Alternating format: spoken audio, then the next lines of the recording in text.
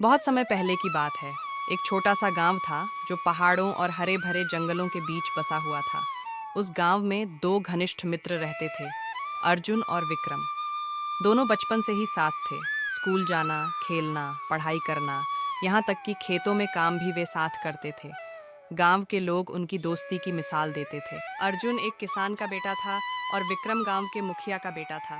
फिर भी कभी उनके बीच भेदभाव नहीं हुआ। दोनों ने कसम खाई थी कि चाहे जो हो जाए, वे हमेशा एक दूसरे का साथ देंगे। कुछ दिन बाद एक दिन गांव में खबर फैली कि पास के जंगल में कोई खतरनाक बाघ आ गया है, जिसने कई जानवरों और कुछ लोगों को भी घायल कर दिया है। गांव में डर का माहौल छा गया। गांव के मुखिया ने फैसला लिया कि किसी को जंगल जाकर बाघ की जानकारी इकट्ठा करनी होगी ताकि वे सही उपाय कर सकें। जब किसी ने भी जंगल जाने की हिम्मत नहीं दिखाई तो अर्जुन और विक्रम आगे आए। मुखिया को पहले तो हिचकिचाहट हुई कि अपने ही बेटे को इस खतरे में क्यों भेजूं, लेकिन अर्जुन की हिम्मत और संकल्प देखकर उन्होंने दोनों को अनुमति दे दी। दोनों दोस्तों ने तैयारियां की और जंगल की ओर निकल पड़े। जंगल में दाखिल होते ही उन्हें एक अजीब सी खामोशी महसूस हुई। पक्षियों की चहचहाहट भी बंद थी। पेड़ों के पत्ते भी जैसे डर से कांप रहे थे। अर्जुन ने कहा, विक्रम, हमें सावधानी से चलना होगा। बाघ कहीं भी हो सकता है। वे धीरे धीरे जंगल के अंदर जाने लगे।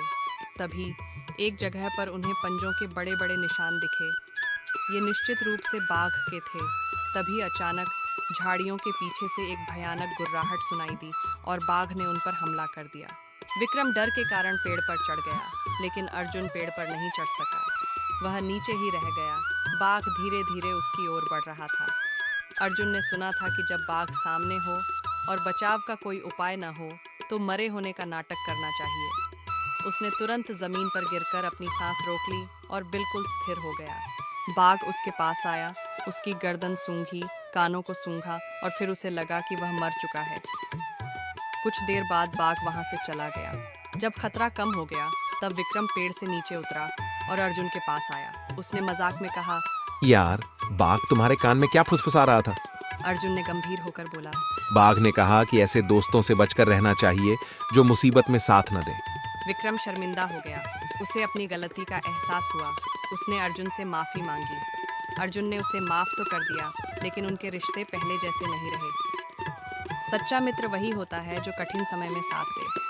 संकट के समय जो आपका साथ छोड़ दे, वह मित्र नहीं, सिर्फ आपका परिचित होता है।